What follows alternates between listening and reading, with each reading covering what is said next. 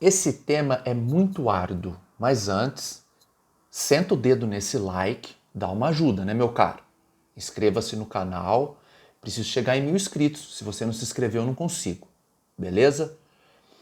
Quando se fala em tempo de guarda de documentos, tudo que você lê na legislação não consegue te ajudar. Por quê?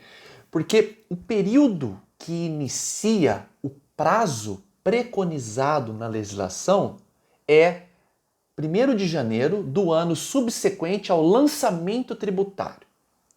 Cara, uma pessoa normal não consegue entender o que eu estou falando. Primeiro, o que é o lançamento tributário? Eu nem vou me aprofundar em hipótese de incidência, fato gerador e constituição do crédito. Não, porque é muito complexo, teríamos que fazer aqui um congresso ou um simpósio, tá? Eu vou falar só do lançamento. O lançamento é quando é declarado o que você tem que pagar. Bem a grosso modo, tá bom? Se você aí é advogado e contador, me perdoa, tô falando para médico, tá? Exemplo, dia 1º de janeiro você tem um carro no seu nome e, em razão disso, tem que pagar o IPVA. Dia 30 de abril é o dia final para declarar o imposto de renda da pessoa física. Quanto que deu a pagar? Você tem X a pagar. Isso é o lançamento. Eu falei para o fisco, ó, doutor fulano tem que pagar 10 mil de imposto. Você tem que ir lá e pagar. Ô Maile, beleza, mas por que você falou 1º de janeiro? Porque você paga o imposto e a prescrição começa a correr, né, a possibilidade do Estado te cobrar em duplicidade, e isso acontece, afinal de contas a gente vive no Brasil, é por isso que eu estou fazendo esse vídeo, porque isso acontece copiosamente, começa a contar dia 1º de janeiro do ano que vem. Então você pagou o imposto de renda dia 30 de abril, esses meses, né, esses 8 meses desse ano, não entram na contagem. Todo mundo acha que entra. Ah, é 5 anos, O'Malley, que eu tenho que guardar o imposto de renda, não é? É. A partir de quando? 1º de janeiro do ano que vem. Importantíssimo. Vamos falar aqui, eu peguei toda a legislação, destrinchei e fiz uma tabela. Vou falar rapidamente alguns impostos e documentos e vou dar a minha opinião, tá? Então, imposto de renda, 5 anos. A partir de quando? Do 1º de janeiro do ano subsequente ao pagamento do imposto, lançamento, tá? IPTU, 10 anos. 10. A partir de quando? 1º de janeiro do ano. E você sabe o que acontece, pessoal? É inacreditável, né? Do inacreditável futebol clube. O que acontece? O processo administrativo tributário, ele tem o condão, né, o poder, a legitimidade, né, a desgraça de suspender o prazo prescricional. Funciona assim. Eu, prefeitura, acho que você não pagou o IPTU.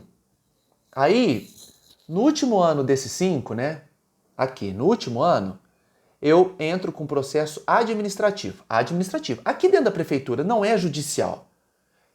Administrativo se dá por exceção. Administrativo é aquele que não é judicial. E aí eu te notifico. Olha, você não pagou o IPTU desses 5 anos aqui, né? Desses últimos 4. Mas você pagou. Entretanto, como eu ajuizei aqui no último ano, eu suspendi esses aqui. É assim que funciona. Depois ainda pode ser ajuizado e a prescrição ainda está suspensa. É uma catástrofe, é uma palhaçada, entendeu? Então pode ser, eu tenho um processo aqui de imposto sendo cobrado de 83, que foi o ano que eu nasci. Claro que nós temos institutos jurídicos como a prescrição intercorrente, como a exceção de pré-executividade, mas eu não quero me adentrar, eu quero deixar bem claro a questão da gestão, o prazo que você tem que guardar documentos, tá? A gente trabalha no Brasil, a gente tem que tomar cuidado e se existe um instituto que a gente não pode confiar em hipótese alguma, que é mais falso que tábua de andaime, se chama Estado, seja a prefeitura, o Estado ou a federação, beleza? IPVA, 5 anos. Impostos de todas as ordens, contribuição social, imposto de renda, 5 anos também, tá bom? Artigos 173 e 174 do CTN, Código Tributário Nacional. Simples Nacional também. Notas fiscais e demais recibos, 5 anos. Livros contábeis, 5 anos. Não, esse não tem cabimento, né? A legislação fala isso, 195 e 174 CTN. Você nunca vai jogar um livro contábil fora. Nunca, tá? Depois que você for embora, né, partir desse mundo, aí os seus herdeiros vão dispensar, tá? Seus herdeiros, né? E depois ainda de 5, 7 anos que você morreu, hein? Pelo amor de Deus, não joga livro contábil fora. Documentos trabalhistas, olha só, cartão do PIS, qual que é o período de guarda? Permanente. Ad eternum, igual o romance, né? Para todo sempre, igual João Paulo e Daniel, esse que seja eterno enquanto dure, tá? Carteira de trabalho, mesma coisa. Aí você vem lá com os recibos, né? Olerite, 5 anos. Não existe a menor possibilidade de você descartar um olerite, porque você vai aposentar daqui 30 ou 35 e você pode ter que comprovar um recolhimento. Ah, mas o olerite não comprova, mas você tem que provar pelo menos que lhe foi descontado. No mínimo isso. Resolve? Nem sempre. Depende muito da sorte e do alinhamento interplanetário. Porque aqui é o Brasil e é assim que funciona. É complicado, tá? Guia de recolhimento de rescisão. 30 anos. FGTS da rescisão. E não só isso. O comprovante, o documento que termina a relação de trabalho. 30 anos, tá? GFIP, 30 anos. O Maílio, o que é GFIP? É um documento que o teu escritório de contabilidade faz para informar o fisco da sua movimentação dentro da sua folha de pagamento. Quantos funcionários você tem, quanto que eles ganham, quantas horas eles fizeram, etc, etc, etc. Você nem sabe que isso existe. Você viu por que você tem que pagar bem teu contador? Porque é ele que guarda e faz isso. 30 anos, tá? Contribuição previdenciária, INSS, 10 anos, jamais, tá? Artigo 173, 174 CTN e 103 da Lei 8.213 de 91, tá? Que é o RGPS, Regime Geral de Previdência Social. Jamais você vai jogar algo do INSS fora. Jamais, tá bom? Livro ou ficha de registro de empregado. Quanto tempo? Indeterminado. Para todo sempre. Você vai lembrar do João Paulo e Daniel, que seja eterno enquanto dure, tá bom?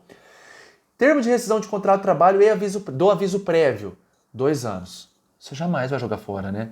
Por quê? O funcionário tem 2 anos para entrar com a ação trabalhista. Se ele entra no último dia e a ação demora para te notificar, né? Para que você tenha conhecimento que ela exista, porque talvez a sua empresa mudou de endereço, e aí? Você jogou fora? Você vai se proteger de que jeito? Não vai jogar fora.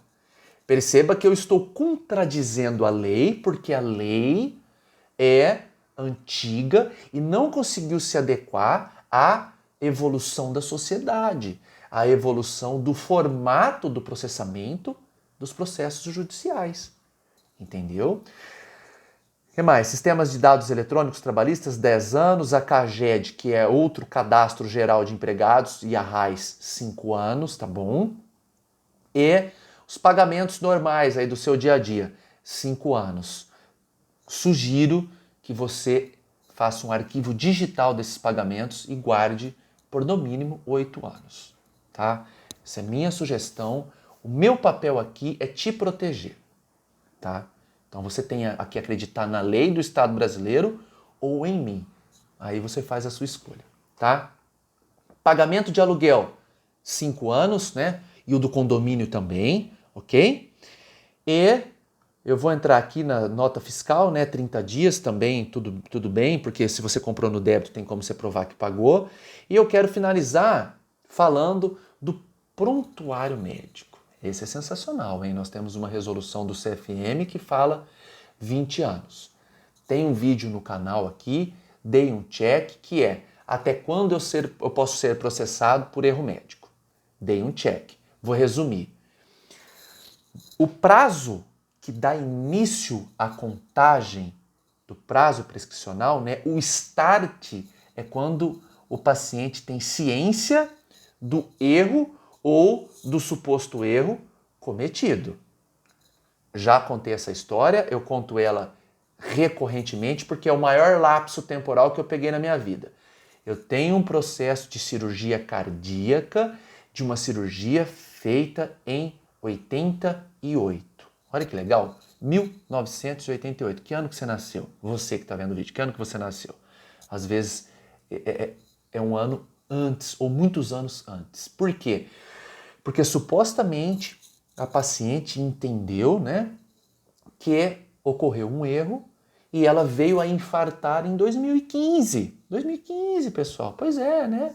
27 anos depois.